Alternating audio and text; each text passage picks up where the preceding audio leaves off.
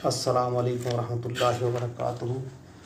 नाज़रीन, आपको पता है हम गुज़िश्ता कुछ अर्से से आपके साथ मुंसलिक हैं। हम तिब और होम्योपैथी के ऊपर आपके साथ मिलकर काम कर रहे हैं। आपकी फ़ीडबैक की वजह से हम इस काबिल हुए कि हम इन चीज़ों को आगे लेकर चल सकें। नाज़रीन, हमने कुछ अर्से से सिलसिला शुरू किया था तिब्बी अद्वियात को मुतारिफ़ करवाने का। उसी सिलसिले में ये एक और दवाई हम आपके सामने लाए हैं। इसका नाम है ज़ाफ़रान। इसे कुरकुम भी कहा जाता है। ये बहुत ही शानदार चीज़ है।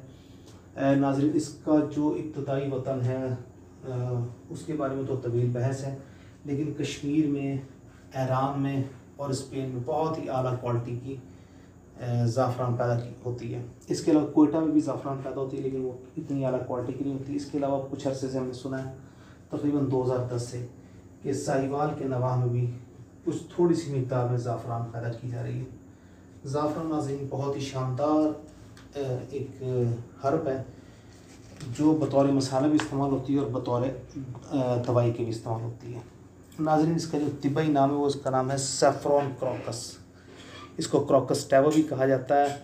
ये सैफ़रॉन क्रोकस नामी एक फूल से कशीद किया जाता है, यानी इसका जरदाना होता है जिसको हम बाहर निकाल लेते हैं और सुखाने के बाद इसे ज़ाफ़रान के नाम से जानते हैं। अमूमन इसे खानों में खुशबू और ज़ायक़े के लिए इस्तेमाल करते हैं, मगर सेहत के हवाले से भी इसमें बेशुमार फ़वाइद हैं। ये दुनिया के महंगे तरीन मसालों में शुमार है। इसके महंगा होने की एक वजह ये भी है कि इसकी तैयारी में बहुत मेहनत लगती है और क्रोकस के लाखों फूलों में से अंदाज़न 500 ग्राम ज़ाफ़रान हासिल करने के लिए 80,000 फूलों की ज़रूरत होती है। इंसानी सेहत के हवाले से जो फ़वाइद हैं इसके पेश नज़र माहिर इनसे सोने में तोलने वाली जड़ी बूटी करार देते हैं। पुरानी तहजीबों में ज़ाफ़रान को पेट का दर्द रफ़ा करने और गुर्दों की पथरी निकालने के लिए इस्तेमाल किया जाता था। इसके अलावा दौरान खून को दुरुस्त और फ़आल रखने के लिए भी इसका इस्तेमाल किया जाता था। अब भी चंद समझदार माएँ अपने बच्चों को दूध में ज़ाफ़रान के चंद रेशे शामिल करके पीने के लिए देती हैं। आज ज़ाफ़रान सेहत के हवाले से कई तरह से इस्तेमाल किया जाता है। साइंसी मुताले ने इसके बेशुमार फ़वाइद की तस्दीक भी कर दी है। ज़ाफ़रान में बेशुमार कैरोटीनॉइड होते हैं। ज़ाफ़रान को कारआमद और मुफीद बनाने में इनका बहुत बड़ा हाथ है। ये जिल्द के ट्यूमर को ख़त्म करते हैं, गठिया के दर्द में अफाका देते हैं और आँखों के लिए बहुत मुफीद हैं। हाल ही में एक ट्रायल में हिस्सा लेने वाले हर उम्मीदवार को ज़ाफ़रान का इस्तेमाल करवाया गया, जिससे इनकी बसारत काफ़ी बेहतर हो गई। तहक़ीक़कारों का कहना है कि ये खुशबूदार जड़ी बूटी बड़ी उम्र के लोगों में नज़र को बेहतर बनाने में बहुत मक़बूल है। मोतियाबंद में भी ज़ाफ़रान का इस्तेमाल नहायत सूदमंद साबित हुआ। ज़ाफ़रान में एक और मुरक्कब क्रोसीन भी है, जिसके बारे में इब्तदाई रिपोर्ट ये है कि ये सीखने और याददाश्त को बेहतर बनाने के लिए बेहतरीन है और तेज़ी से चीज़ों को याद करने में अहम किरदार अदा करती है। इब्तदाई रिपोर्ट को बुनियाद बनाकर साइंसदान ये यकीन करते हैं कि ज़ाफ़रान उम्र की बढ़ोतरी के साथ जो दिमागी आर्जा पैदा होता है इसके लिए मुफीद है। ज़ाफ़रान दमा, बमबारी के दौरान बेचैनी, डिप्रेशन, शरियानों को सिकुड़ने से महफूज रखने, काली खांसी और ऐसे ही दीगर सेहत के मसाइल में बहुत कारआमद है। कुछ मुतालियात से यानी कुछ स्टडीज़ से भी पता चला है कि इसमें सरतान के ख़िलाफ़ मुज़ाहमत पाई जाती है। जो लोग आसाबी तनाव में मुब्तला होते हैं इनके लिए ज़ाफ़रान बहुत मुफीद है। इसमें ऐसे अज्जा पाए जाते हैं जो असाबी निज़ाम को सुकून पहुँचाते हैं। इसके अलावा अगर इसे मसूड़ों पर मसाज किया जाए तो सूजन ख़त्म हो जाती है और मुंह और ज़बान की तकलीफ़दा जलन भी दूर हो जाती है। तिब्बी मुतालिया बताता है कि ज़ाफ़रान खून में ऑक्सीजन की कमी को दूर करता है और ऑक्सीजन को जिस्म के आखिरी सिरों तक पहुँचाने में मामून साबित होता है। ये ख़राब कोलेस्ट्रॉल की सतह को नीचे करता है और ट्राइग्लिसराइड की सतह को भी मामूल पर रखता है।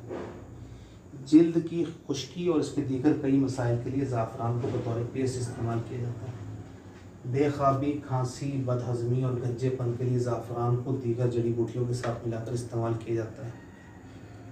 नाज़रीन, इसकी कीमत क्योंकि बहुत ज़्यादा होती है तो बाज़ार में बहुत सारी प्रोडक्ट मिल जाती हैं जो 2 नंबर या फिर जाली होती हैं।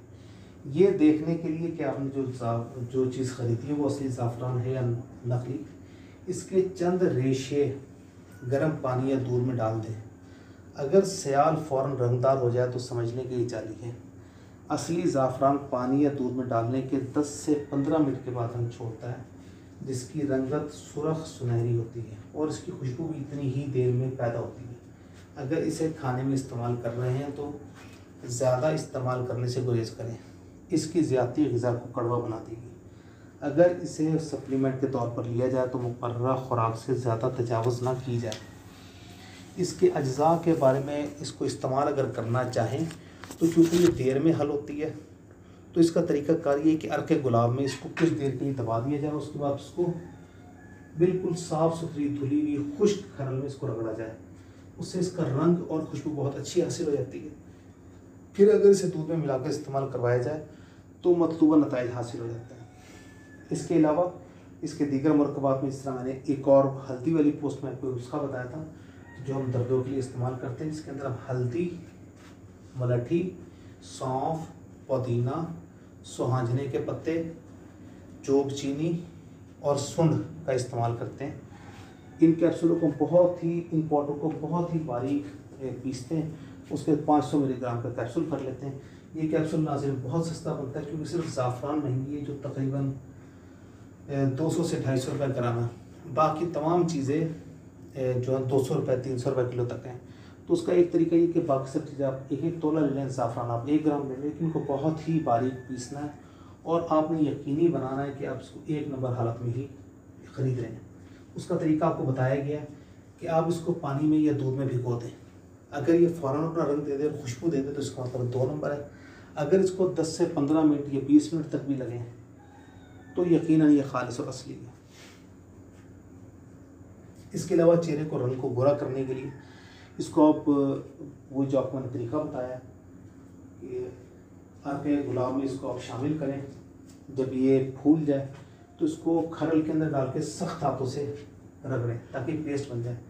फिर आप इसमें मामूली मिकदार में माल्टे के छिलके, चुटकियों के हिसाब से हल्दी डालकर आप दोबारा इसको रगड़ें, इसका पेस्ट बनाएं और चेहरे पर लगाएं। ये रंग को गोरा करता है और रंग को गोरा करने में इसका कोई मिसाल नहीं। जो ख़वातीन ये चाहती हैं कि या उनको लगता है कि उनके ख़ानदान में बच्चों के रंग ज़्यादा साफ़ नहीं है, तो वो दौरान हमल अगर दूध में ज़ाफ़रान डाल के पिएँ तो उनके बच्चे गोरे चिट्टे पैदा होते हैं और ये एक फैक्ट है। तो इंशाअल्लाह उम्मीद है कि आपको ये बात समझ आ गई होगी। कोई बात समझना है तो हमारा टेलीफोन नंबर नीचे दर्ज है, आप हमसे कांटेक्ट कर सकते हैं। जो साथी नए हैं वो हमारे चैनल को सब्सक्राइब कर लें और अगर आपको वीडियो पसंद आए तो उसे लाइक और शेयर कर दीजिए।